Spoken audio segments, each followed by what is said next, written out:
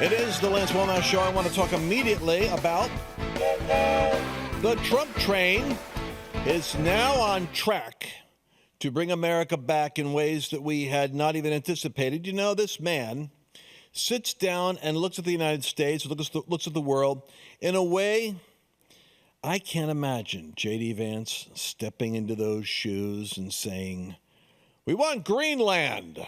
By the way, their third greatest deposit of oil in the world is in Venezuela. I'm taking it back next weekend." It takes a rare breed of cat, a rare Trumpian person in history, to just look at the world that way and have the chutzpah to actually do something and pull it off. It just takes such incredible personal confidence and courage to do that. And you just don't see it. George Herbert Walker Bush, who led the coalition of the willing in to go take out Saddam Hussein. And our last time I theoretically, the idea was, I guess, to bring stability, weapons of mass destruction was the story, probably going for Iranian oil. I don't know what the real motive was. I have my theories on that. But I mean, there was a drumbeat of Howard Baker and these guys working for, was it Howard Baker? It was Baker was the Secretary of State. There was just a long drumbeat. Trump on a weekend, boom, he had his private meetings, no leaks, not going to get the whole world on the same page, not going to Europe and getting permission, but bam, that's a different kind of leader, folks. I just want to point it out because people don't think about it. Now, Glenn Beck, I got 2 minutes of Glenn here in cut 2. I have not heard Glenn's cut, so this will be me hearing it with you and getting my first-time reaction. But my brilliant staff here in Dallas said, "Lance, listen to what Glenn explains about the oil." Listen to this. Right now, Venezuela has the largest proven oil reserves on Earth, 303 billion barrels. That's $17+ trillion at the current market value. They also claim about 8,000 to 10,000 tons of gold that is still in ground. Okay? Now, here's the part you're not being told. With all of that oil, we don't need the oil. Have you noticed the gas prices? They keep coming down. We don't need the oil. We need to pull the oil out of the ground ourselves, which we are. We need to refine it ourselves, which we are. China needs the oil. China buys 60 to 90% of all of Venezuela's crude exports. China also buys 85 to 90% of all of the oil from Iran. China also buys nearly half of all Russian oil. What's happening right now? Well, 60 to 90% of all of the exports from Venezuela now not going to China. How is China going to be able to power all of their electricity needs? How are they going to do that if they don't get oil from Venezuela? Oh, and what else has been destabilized this weekend? Iran. They buy 85 to 90% of all of the oil in Iran, and those are huge oil reserves as well. So when people say this isn't about oil, or this is about oil, the argument goes back and forth. No, it's not about oil. We don't need it. No, it absolutely is about oil, but not for us. This is about Donald Trump, again, playing to win the long game. You're not going to have any of the oil from Western allies. Not going to happen. What I love about this show, what I like about me, is that I don't have to have all the answers. I love listening to Victor Hansen. I love listening to Steve Bannon. I love listening to Glenn Beck. I really believe there's wisdom out there in a multitude of counselors. I had not heard that particular perspective. But when you think about regime change in Iran, well, I did not realize 80% of their oil is bought by China. You realize that if 60% to 90% of Venezuela's oil is going to China, Donald Trump made the comment, and I heard him say it, and now I understand why.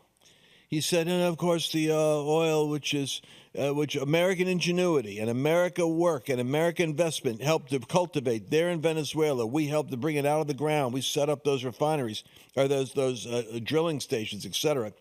He said, and of course, we're going to bring them up. We're going to recover them. We're going to restore investment and get them going again. And China, of course, is going to have oil. And what he's saying is his goal is not to disrupt China. His goal is to use it as leverage. He could throttle. You see, you need to have leverage when you're a country like us with China. Because if China decides it wants to go against Taiwan, they may say, you went for Venezuela, we're going to go for Taiwan. But a lot of it depends on what happens in Tehran. Because if Tehran goes sideways, they've lost their oil. If Venezuela goes to Trump and Trump says, we're going to embargo Iran's oil and going to you, and also Venezuela now, oil's not coming because we're in charge. Well, that would cripple them. We'd be at war over that. That would be like claiming war on natural resources. So it's a very interesting tactic. To get the oil is to have leverage over your biggest, potentially dangerous competitor. And that is a significant piece of information. All right, now I've got to stop for a second and say this. You're going to watch this year's price of oil is going down, but you're going to watch the markets fluctuate. A lot of enthusiasm out there for America as this, right now there's a lot of flux because we don't know we're going to boots on the ground. The news cycle, the Democrats really want to have war there so that they can say, we're in a boondoggle. Donald Trump finally did it. He screwed up. He got a blah, blah, blah.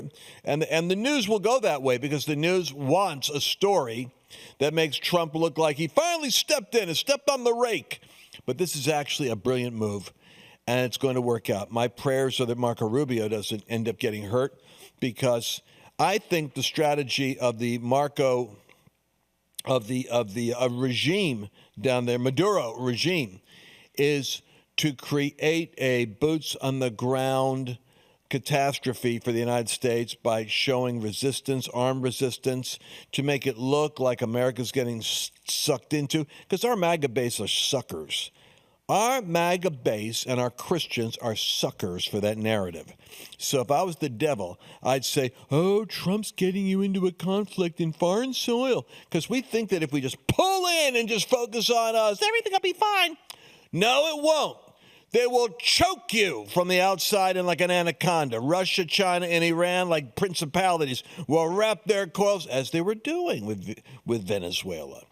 And as they were planning on doing in South America with the One Belt, One Road initiative, and as they're presently doing in Europe and Africa, China is preparing to be the ascendant economic gorilla dominating the globe as the United States dollar collapses. So that creates anxiety, which is why the price of gold and silver is always going up.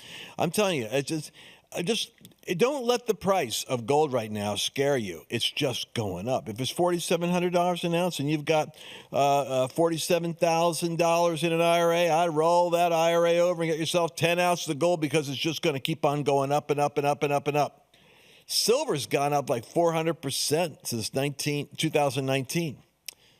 200% in I think in the last 3 years.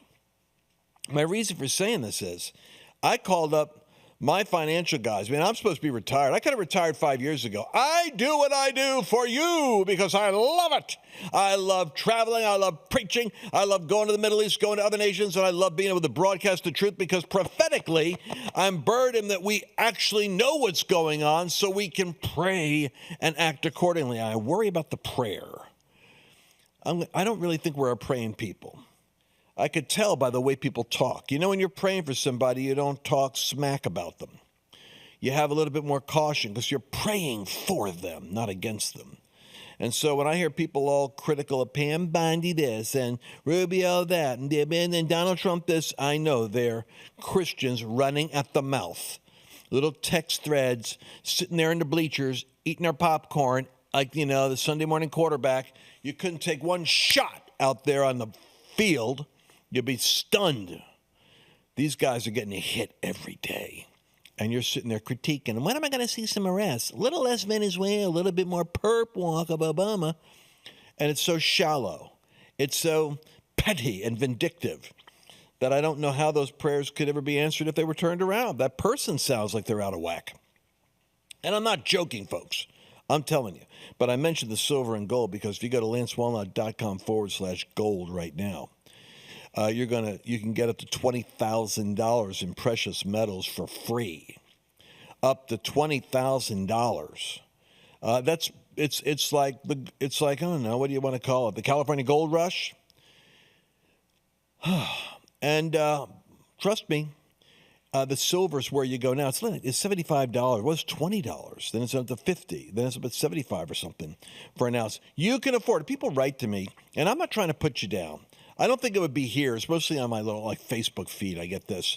Lance, I can't even afford $75. Well, I want to help people like that. I want to send you free material and free resources to help you become someone who has a capacity to handle at least $75 or $150 more than you've got right now. I'm not being hard on you. I'm just telling you. You're in the most prosperous country in the world. And you are a person with a president like this right now. Everything's working in our favor. Go to lancewallnau.com/gold and talk to one of my people about how you can roll over an IRA or how many ounces can you buy of silver. This just gives you a good feeling. When you bought it, I got people coming to me all the time, thanking me. I mean, it's a beautiful thing, kissing me on the cheek. Grandmas, thank you so much, because what they've gotten now in silver and gold has doubled their portfolios, and I'm glad. LanceWallnau.com/gold. I'm just going to say it out there, throw it out there, because we got to get it out there when we got to get it out there. Let's move on to the next segment. We'll be right back. We're entering a period of time that has increased hostility against people of faith. It's a time when Christians are going to be tested on a moral, physical, psychological, and even a financial basis. I'm here to remind you that God is the one who has blessed you thus far, and He will take care of you in the future. You have a divine responsibility, however, to see trouble and prepare yourself. For example, with record inflation eating away at the value of the U.S. dollar, the savings in your retirement account is in danger of slipping away. I recommend diversifying your 401k or IRA out of paper assets and into physical gold. And the best way to do that is with a gold IRA from Birch Gold Group. Now that includes no penalties, there's no taxes when you transfer current retirement funds into Birch Gold. To see how it works, I want you to go to lancewallnau.com/Birch and get your free info kit, and you'll be glad that you did. Here's the deal. Maduro, I'm watching these, Benny Johnson gives these rather optimistic, shorts, we call them. I'm watching him on YouTube or wherever I'm looking at it. And he says, Maduro knows where the Dominion voting machine bodies are buried. Smartmatic came out of Virginia, out of Venezuela. The Smartmatic and Dominion out of Venezuela. And so he says, they know all of the voting. They know all the rigged elections. They got the information. This is the tech hub from whence these things came. And he mentions, I talked to a friend of mine who's high up in diplomatic circles, and he told me he's even had dinner with Maduro, and that's just the way it is in those high circles. And he said, yeah, he's already admitted that they definitely have, got the technology and it affects elections. So Donald Trump has him arrested. And what's going to happen? He's going to come clean and start singing like a canary and telling Trump is after that information. Well, if you watch Maduro go to court, you very quickly see that a few minutes into his, appearance, he was highly defensive and arrogantly preset to defend himself. He said, I am Nicolas Maduro Moros. My name is President Nicolas Maduro Moros, President of Venezuela. I am here kidnapped, and I am here since January 3rd, Saturday. I was captured at my home in Caracas, Venezuela. I am still president of my country. I'm an innocent man. I'm not guilty, and I'm a decent man. Then he proceeds to give the middle finger for photographs, backstage. And this doesn't sound like a man who's looking for a plea deal on Dominion Software and Smartmatic. That's wishful thinking. But what I'm aware what the devil wants to do is to take that 300 billion barrels of oil and make that Trump is reacquiring. And by the way, he's not asking for regime change. He is not asking for regime change in Iran. I really wish that we had a country that had the stomach. We've spent blood and treasury for so many years. We can't imagine having a single casualty in war. But I really wish, I'm just going to say this, you can all write your hate mail later.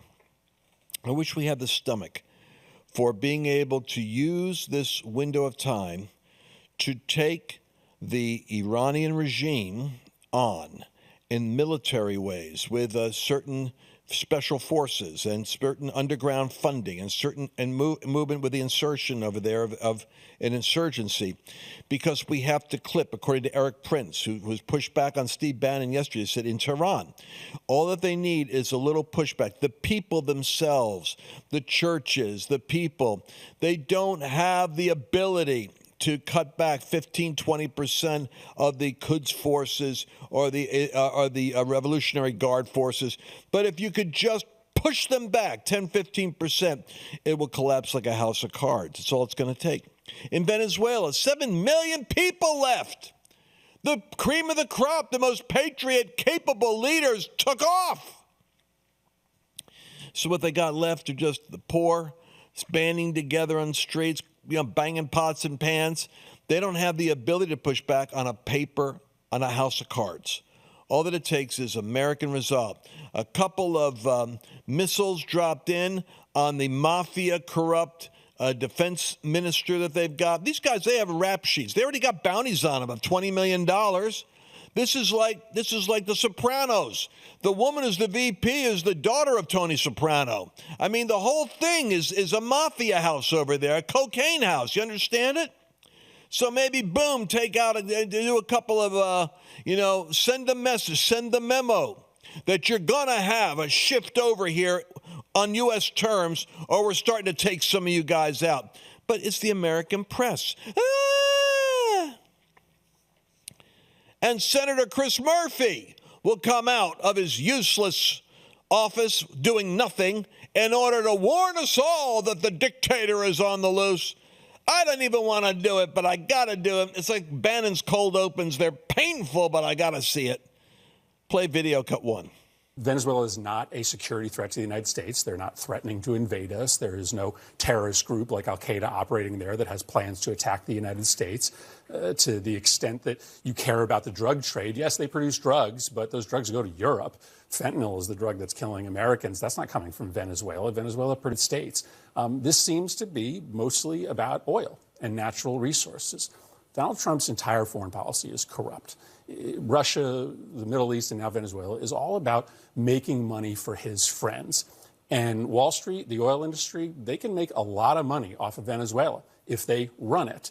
You saw within hours of the invasion the announcement of a group of Wall Street investors, energy industry investors, planning a trip to Venezuela to make money off of this invasion, off of this ouster. So unfortunately, once again, you're seeing that this president's foreign policy, the invasion of Venezuela, the ouster of Maduro, is about making his crowd filthy rich. It has nothing to do with American national security. You absolute knucklehead. See the shark? See the shark? The only thing I could do to ventilate my frustration with these people is judgment. A judgment on your words, a judgment on your lying spirit. I feel better. Here's the reality. Think Trump's taking bullets?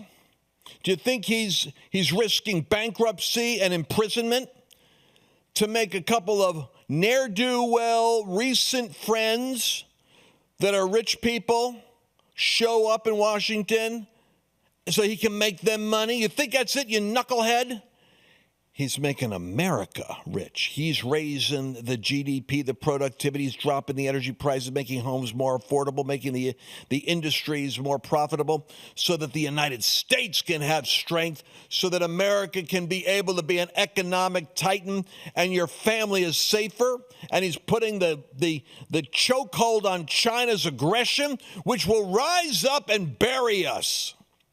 He's saying for your children and your grandchildren's sake, I'm going to make America great again. Greenland, with 20,000 people living there, mineral rich. Who should be occupying that asset? Who should be militarily protecting us from Russia and China?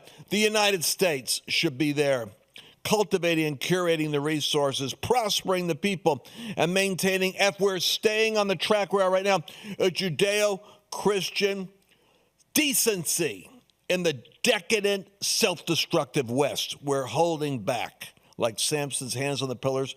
At least we're our hands are in the right place to bring down the house of the dragon. Guys like this are useless because he makes the wrong point. Trump isn't doing this to make his friends rich. He's already a billionaire, knucklehead. He doesn't need their applause. Anyway, let's see what John Fetterman has to say. Senator John Fetterman, cut 3. I don't even know what he says, but every now and then he says surprises me. He's the one Democrat in an increasingly red state that actually makes sense. So Senator Chris Murphy, your Democratic colleague, called the operation wildly illegal.